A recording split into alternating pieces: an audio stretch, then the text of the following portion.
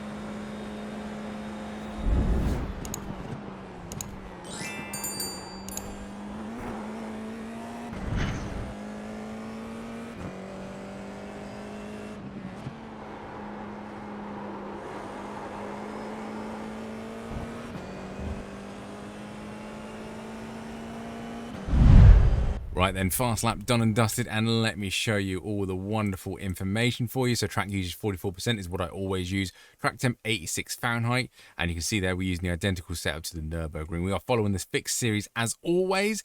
The lap I'm actually going to show you, and I'm going to get rid of my head for this. The lap I'm actually going to show you is this one down here, a 126.525. Now you see there a bit further on I did set a 126.229 and my optimum is a 26.1. The reason I'm not showing you that lap is because I was very light on fuel. So this one I had a few gallons left in the tank, so that's 26.5. We had a 26.6 here, 26.5 up here, 26.8, a 26.9, a 26.7 up here, and then a bit further up here we had a 26.4. So I am a bit all over the place, mid to high 26s, and if I'm low fuel and really on it and really nail me lap, I'm low 26s. So yeah, I'd rather show you a mid 26. That's what I think about my pace will be. Let's get my wonderful head back for you. There we go. And yeah, the only other thing I'd like to show you would be my Discord, where the OLAP, VLAP, telemetry and replay file will all be in there, and also a little screenshot of the sector time so you know what times I've done in each sector. Otherwise, let's crack on with the breakdown. Right then, Nürburgring, and it is a very good straight down here, so be careful on the first few laps when we are close together. Slipstream will definitely be a thing, and turn 1 is a very, very tight corner, so make sure you don't lock up. Just before the curbing, or the 100 metre on the left-hand side, brake in a nice heavy straight line, start turning in, keep changing down the gears all the way in second. You can cut this curb a little more, but there is a bit of a bump there, and you can kind of lose a little bit front-end grip, but get on power as soon as you can. Bring the car over to the right-hand side. As soon as you get over there, lift off. Slight graze of brakes if you want to. Be very careful with this corner. It is over a crest. Really easy to understeer wide, and there is an off track out on the exit here, so be warned. You can go about this far, but any more than that, it is an off track.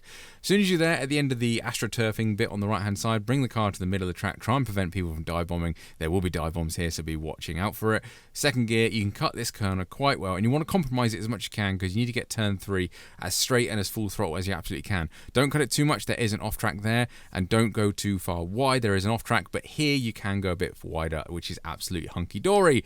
Coming down now to the short section, so 100 metre board we are braking, and we're on the left hand side of the circuit. Usually we're on the other side of the circuit, but this time we do basically a 180. Second gear, nice and easy around here. Watch out for the snap oversteer just here. Keep on throttle as best you can to keep the rear end in check and stay close to the curb. You will understeer wide and get in a little snap of oversteer, so just be careful about that and keep control of the car. White line across the circuit, we have a little dab of brake, turn it in, coast it in nicely, make sure you take loads of curb, get on power as soon as you can. Don't worry about too much running wide. There is an off track out there, but it's not too bad. Worst thing is bottoming out. This one is a graze, and then hold the power all the way around. A little bit of curb to help rotate the car.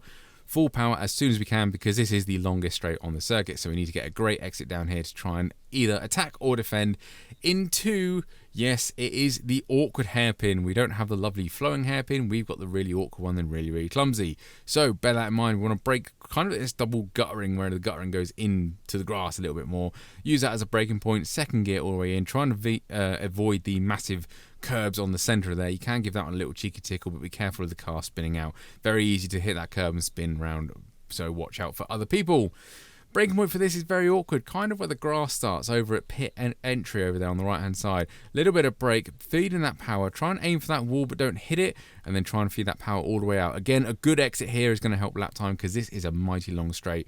Once you get off the curb, be careful, there is an off-track bit further out there, so be warned. It's a short run to the line, and that is us done and dusted. With the lap time of a 1:26.525. So I did do a fast lap in this session, but again, I want to show you a bit more relative pace. I think I'm mid to high 26, to be honest. With a bit more practice, I'll probably get into low 26s come race day.